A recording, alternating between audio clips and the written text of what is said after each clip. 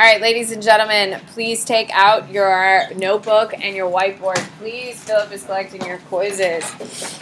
Now, speaking of seeing your grades, I've seen your grades, and I have one last extra credit opportunity. Oh my God, you people are so damn spoiled, I cannot even believe it.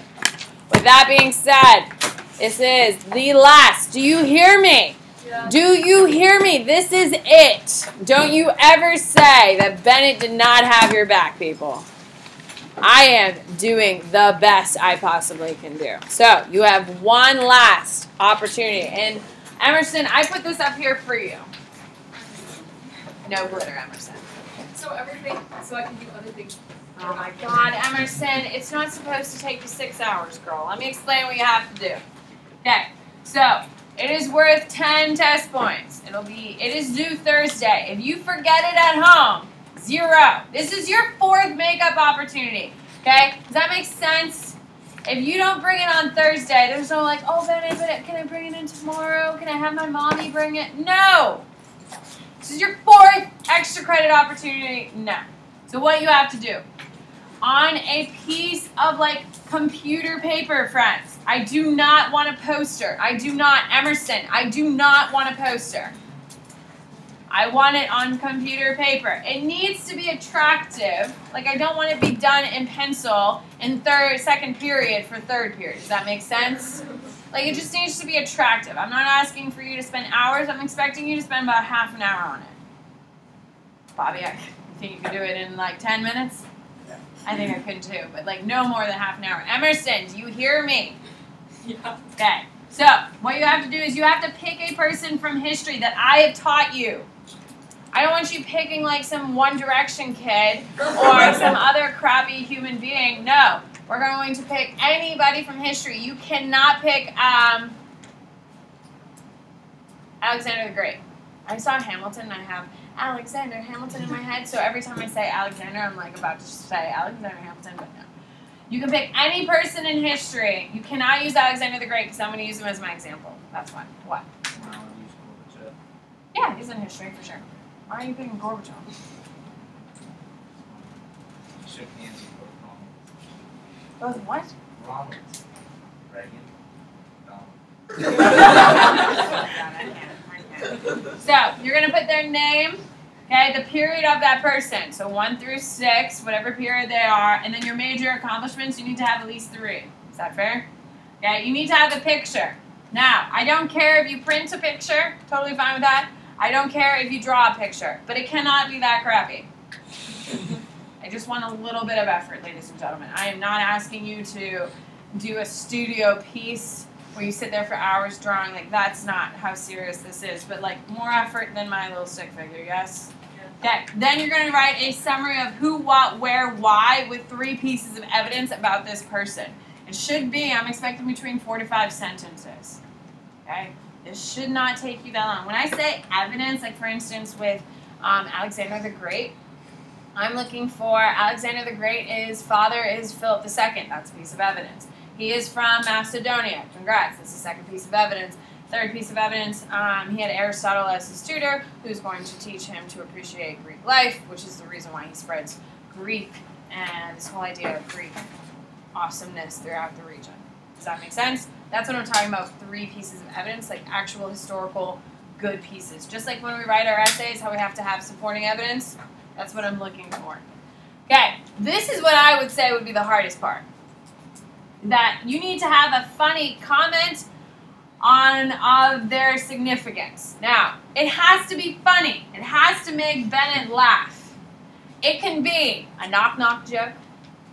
It can be just the shook hands with 2 Ronalds. That would be a good example. That's cute. That's funny. Okay?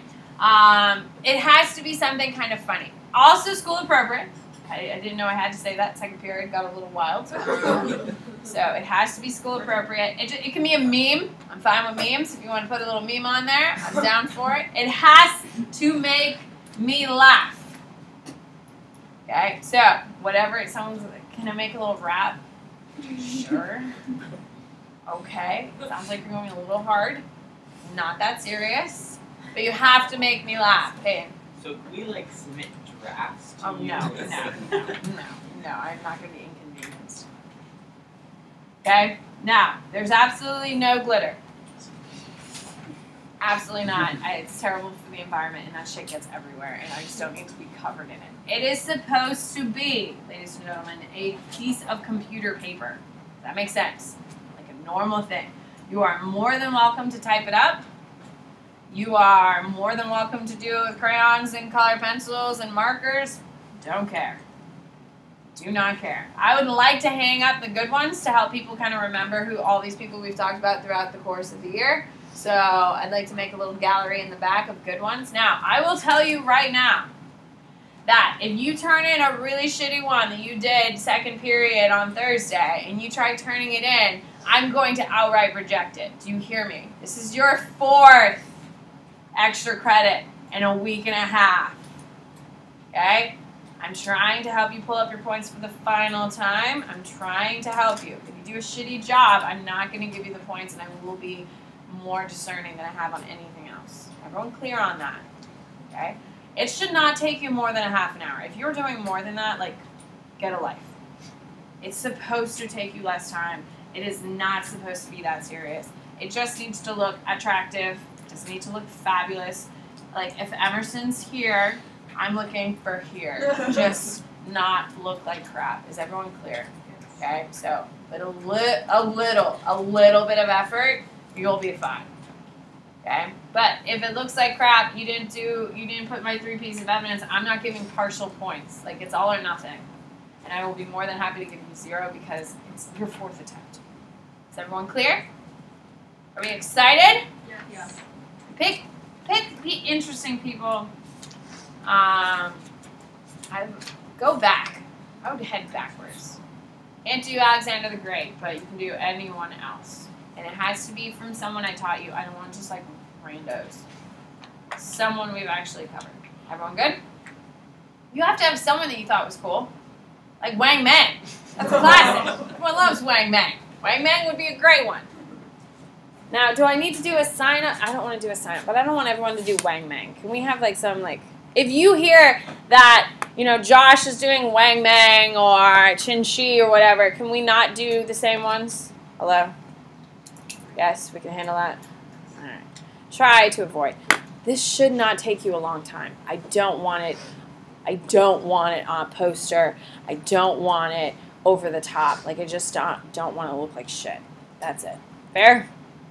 If you're doing more than 30 minutes on this, you're doing something horribly wrong.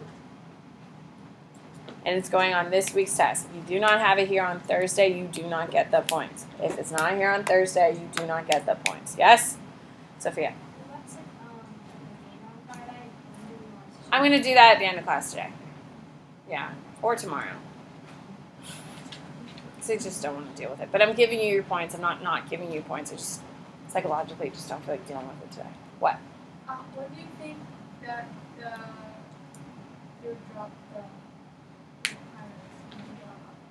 I've done that. Okay, then talk to me in class. What? Can we submit it over as we print it out and actually hand it to you, Dave? Oh, I want it in hand. I want them here. Like, I don't want it digitally. I want it here. So if you're doing it on the computer, just print it off and bring it to me.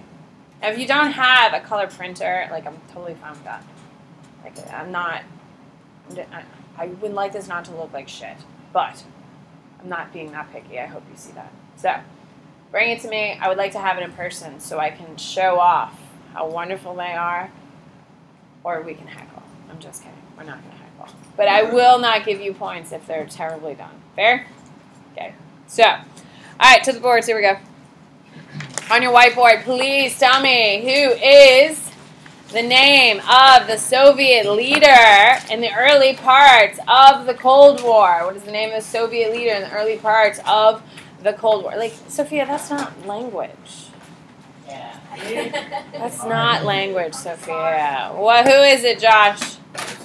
It's Joseph Stalin. On your whiteboard, who is the U.S. president that starts the Cold War? Who is during the Cold War? Good. Good. Who is it, Evan? Truman. On your whiteboard, please tell me, what is the name of the meeting of England, France, and the United States where we tell Stalin that we have an atomic bomb and he is pissed. What is it called, Morgan? Are you doing the extra credit, Morgan? Nice. Do you know who you're going to pick? All right. All right. I bet you are. No. So my grandma went to give a card like this. So I came home on Saturday, and she got me this nice big pack of fountain. They're like the real fountain. Ladies and gentlemen, I don't want that. I'm just kidding. I'm It just has kidding. like 10 colors too. And like Oh my 5 goodness. Girl, I'm moving forward. 10 whole colors. This is not for me. 10 whole colors, jeez. Alright, on your whiteboard, please tell me what is the name of, please tell me what is the name, how far did we get yesterday? Oh, what is it called when we use other countries' conflicts to fight indirectly with the Soviet Union? Good. Kaiser. Proxy war. On your whiteboard, please tell me, give me 2 examples of proxy wars we were in. Give me 2 examples of proxy wars we're engaged in. Gosh, you like this stuff, don't you? What's wrong with that? No, that's awesome, man. This is like real life stuff. What is it, Josh? Yeah, hell yeah. No, I find this stuff way more interesting than 99% of all the crap I have to teach you. Oh my god, this is like real world stuff. This is actual significance. What video? We did that Friday, boss. On your whiteboard, please tell me what is the name of. Please tell me what is. I don't know. Where did we leave off? Let's start there. Warsaw? Oh, cool. On your whiteboard, please tell me what is the name of the rebuilding of Europe called? What was the plan called to rebuild Europe from the capitalistic perspective? Good. What is it, Bobby? Marshall Plan. What is the Soviet plan for rebuilding? Good. What is it, Autumn?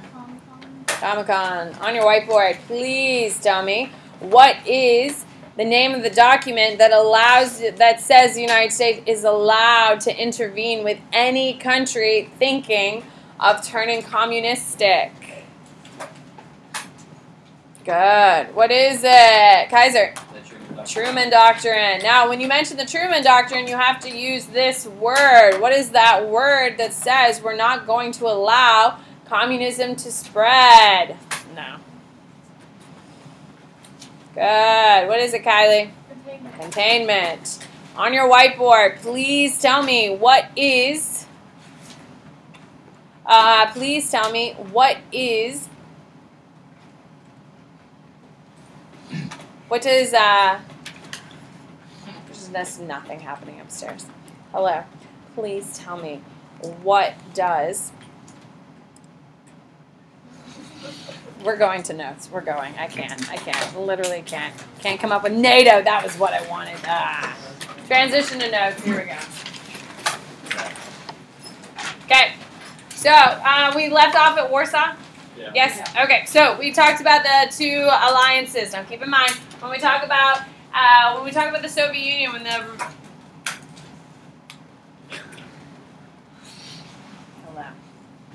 when we talk about how the West is doing something, the Soviets are always going to have a response, right? We had the Marshall Plan, and then the Soviets came out with their own.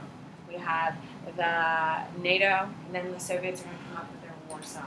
Now, Warsaw is going to be the unifying. Do we have a definition? Who can read the definition so I can just continue it? Who's got it? Colton?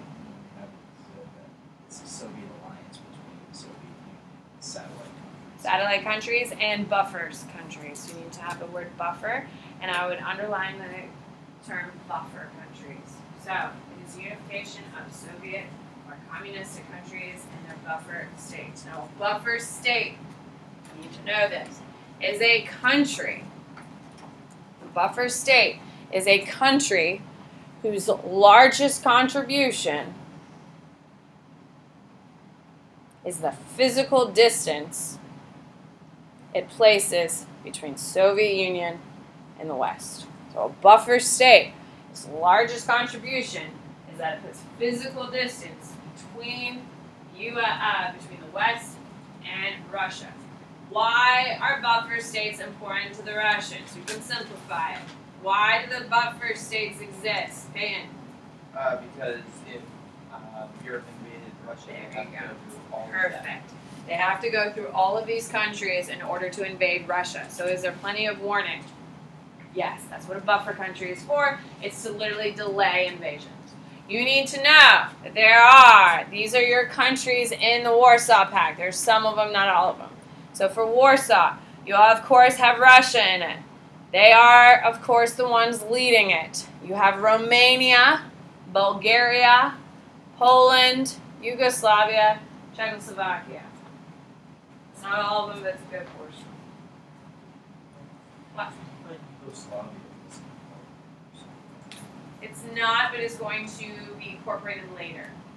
So we just consider it because the Warsaw Pact lays the foundation for the Eastern Bloc, and Yugoslavia is going to be part of it. So for all of our intents and purposes, it is. Does that make sense, Colton?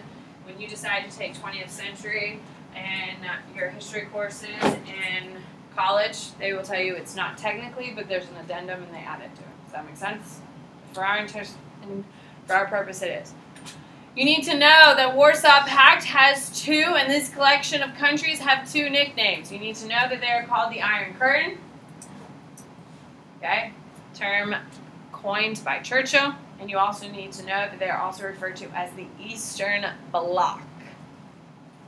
All of these are communist countries. Everyone except the Soviet Union, is going to be a very newly minted communist country.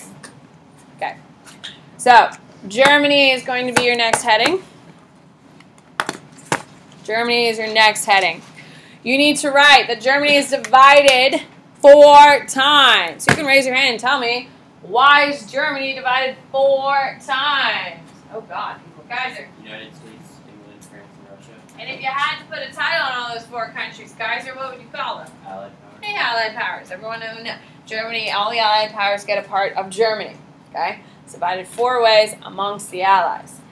Now, when we talk about a divided Germany, we have 4 parts, which is this. Okay? So, these 3 are your Allied.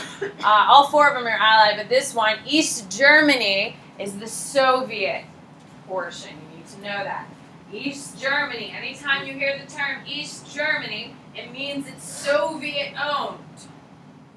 You need to be making that connection because, especially if you see documents, they may not tell you that much information, but if they drop the fact East Germany, you immediately know it's Soviet. So you definitely need to know that term. You need to know East Germany is going to be barricaded completely. It's going to be barricaded completely with no access and no escape of both people and ideas. Okay, so as soon as the Soviet Union gets their part of Germany, which is called East Germany, they lock it down. Why do you think they immediately lock it down? They shut it down real quick. Why, Nate? Yeah, so the West isn't trying to invade it. So write that down. They lock it down to avoid an invasion and to keep people from leaving. And that's a big problem they have. That's the biggest problem they have is everyone wants to leave. Okay. You also need to write down that Berlin is divided. The city of Berlin is divided 4 ways. Why is this the only city that's divided? Why? You can raise your hand and tell me. It makes logical sense. Why, Evan? It's the biggest city. It's also the capital city. It's the seat of power and authority. It is divided 4 ways. The city of Berlin has an East Berlin as well. East Berlin is controlled by and they build a, there you go. You need to know that East Berlin belongs to the Soviets, and they are going to build a wall and completely surround, just like they did with the rest of Germany. You need to know that. Okay, so Germany is going to be divided 4 ways between all 4 allies. Anything the Soviets touch, they're going to build a little wall to protect themselves from invasion because of their paranoia. Okay, you don't have to change headings, but you do need to write. I put a big star next to Berlin airlift. Ladies and gentlemen, who can raise your hand and tell me why it's called the Cold War? Why is it called the Cold War? I've already talked to Payne, someone else talked to me.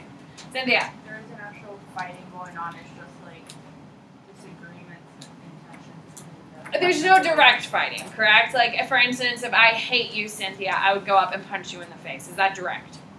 Yes. Okay? But if in a Cold War, I hate Cynthia, I'm going to pay Philip to punch Cynthia in the face. That's a Cold War. Hot War is I'm just going to punch her in the face myself. A Cold War is I pay Philip to punch Cynthia in the face. We see the difference between the two. Okay. So, the Berlin airlift, put a big star, is the closest the United States and Russia go towards a hot war. Okay, what is a hot war? Direct fighting. So you need to know that. I put hot in quotes. This is the only time you'll hear me reference hot wars. Okay, so the Berlin airlift is the closest we ever get to getting to an actual direct fight with us and the Russians. Okay, now you need to know that East Germany and East Berlin are starving. They're starving to death, and they don't have they don't have enough medical and other human rights components. So there's tons of human rights violations because there's just not enough food. Who can raise your hand and tell me why the East Germany and East Berlin are starving to death? Why? Why? Kaiser? They wouldn't be importing any food. Okay, yeah, they're not allowed to import any food. And what else is another big problem behind all of this?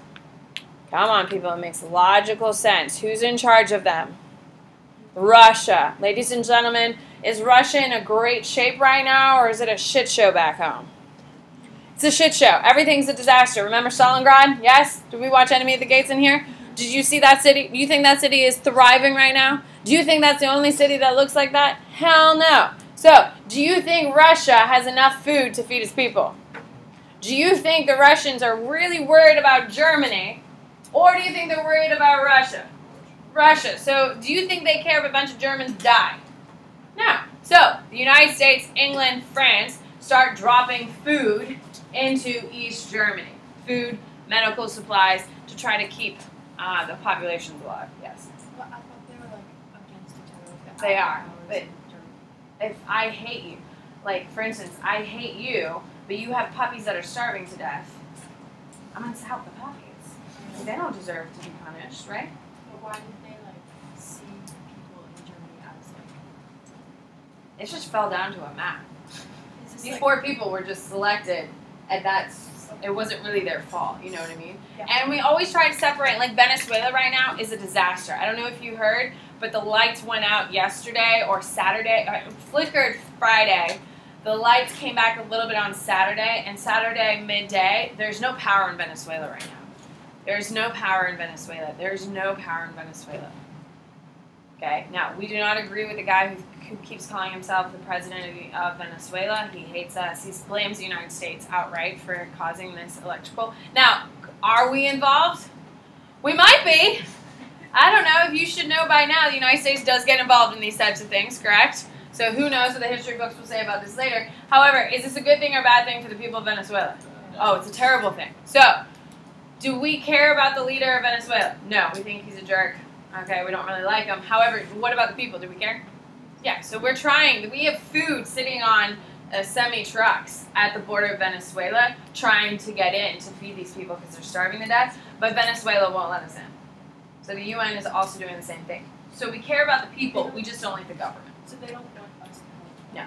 Oh. Because they don't want the United States to have more power and more authority in their region. Because if you, think about it. So God forbid the United States is starving to death and China drops us off food supply. Who's now incredibly more influential in that region? China. Because who's feeding us? China. That's the whole thing. They don't want America to have more influence in Venezuela, which is why they're trying to keep us out. Is this all going on like during the war? This is all, yeah, this is early on in the war. Early on. This is 1948. So, the Berlin airlift, you need to know, it's the closest time we actually go to blows with Russia. Obviously, the Russians don't want us doing this. Why? We don't want to have more influence. Absolutely, Jake. So, They are very pissed. However, they eventually allow the airdrops to come in because they can't feed their people anyway. Okay? So, you need to know that the Berlin Wall is going to be built. Okay? It's going to be built mostly to keep people in. Mostly to keep people in. Originally, it was built to stop an invasion. However, as the war progresses, if you're in East Germany, you think life is good or life is really hard? Really hard. In West Germany, which is controlled by England, France, and the United States, which is a thriving metropolis, there's good health care, all of these things are going well, and there you are 15 feet away, and you are like starving to death, you can't feed your family. So the biggest problem was, especially later on in the war, is people were leaving. That's a big problem for the Russians because they needed all the smart intellectual people to help them work in their communist governments. Does that make sense? So it's going to be a huge problem. All right. Perfect. To the boards. Let's go. On your whiteboard, please tell me, what does NATO stand for? What does NATO stand for?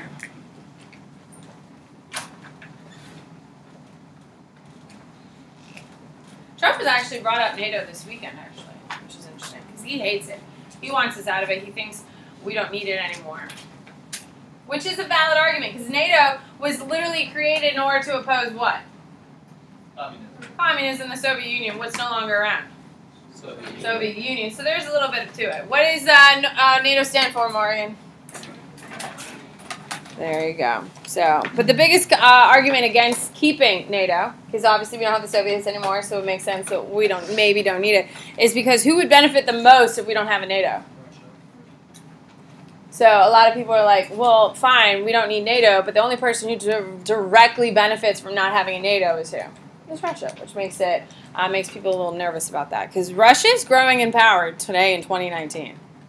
From 10 years ago to today, Russia's become incredibly more powerful, and they've spent way more money on war projects and all these other things. Russia is a huge threat to the United States and the rest of the world. So is China, by the way. On your whiteboard, please tell me, what part of Germany is controlled by the Soviets? Good. What is it? Bobby? East Germany. East Germany. Well, in the Truman Doctrine, what is the most important term that you need to understand to talk about the lack of communism spreading? This is a huge thing you need to be able to say. The Truman Doctrine and what, Philip? Containment. On your whiteboard, please tell me, what is the Soviet response to NATO? What is the Soviet response to NATO? Good. What is it, William? Warsaw Pact. On your whiteboard, please give me 2 Warsaw Pact countries, please. Good. What is it, Josh? There you go. On your whiteboard, please tell me, what is, how many ways is Germany divided? Rod. 4. On your whiteboard, please tell me, what is, please tell me, what was the closest that Russia and the United States got to a direct war? What was the closest that we got to a direct war? Cynthia? The Berlin airlift. Berlin airlift. On your whiteboard, please tell me, what was used to keep people in? Originally, it was used to keep people out, but what was really used to keep people in? What do you got, Devin? Berlin Wall. All right, here we go. Your heading is China. Gentle. Okay, so we're heading into China. Okay, we're going to start it with Japan loses the war. Japan loses the war. The Chinese fight in a civil war for nationalism. They fight. Here, let me fix this. So, the Japanese are going to lose the war. Why does that have an impact on China? Who can just clarify? How does that impact China, Colton? Yeah, Japan was controlling China at this point. So when Japan loses, Okay, all of a sudden now we have civil wars breaking out amongst the Chinese over both communism and nationalism. Okay, so as soon as Japan loses the war, a civil war breaks out between nationalism and communism. Jiang Jiechi, who is your last, who is the ruler of China during the Japanese control, is going to leave and lose power and go to Taiwan. You need to know Jiang Jiechi is going to leave China and take pretty much all the gold. Okay. So China is now has no leader until a guy named Mao Zedong takes over. Chairman Mao, yeah. So Mao Zedong is going to come into power and create the People's Republic of China. What is China called today? People's Republic of China. So he has a direct impact on today. Now I will tell you right now, Mao's China versus Xiang Pi's China, totally different. However, they're under the same government. So this is the beginning of our modern day China. Okay, so you need to know Mao Zedong is going to proclaim People's Republic of China in 1949. You need to know that. It is communist. Now, was it really communist? No, but they do call themselves communist. Okay, so who do you think is super excited about this? Who is super excited about it? Jake? The Russians are super excited about it. So, immediately, and you need to put a big star, the Chinese reach out to the Russians for support. Now, as soon as China turns communist, what is their immediate fear? Think about it. We've covered this. What is their immediate fear? Chinese have turned communist. What is their fear, Morgan? Why would they do that? There you go. And that's what we'll pick up tomorrow. We'll deal with your extra credit tomorrow, I promise. Please don't hate me. I'm just avoiding it. I don't know if you can see that, but that's what's happening. Yes, ma'am. No, it's not your pass. It is for someone in another room. Someone went to the wrong room. I would have given it to you, my love, but it's not you. It's for somebody named Peterson. What? I went to the game on Friday? Friday or whatever. Yes. I'm going to do that tomorrow because I'll have more time. Should I show you it tomorrow or should I show you it now? Show me it tomorrow so I can write your name down and deal with it tomorrow. Okay. Is that fair? Yeah. Please don't hate me. You're fine. I just don't feel like dealing with it right now. Yes, darling. What about the executives? They are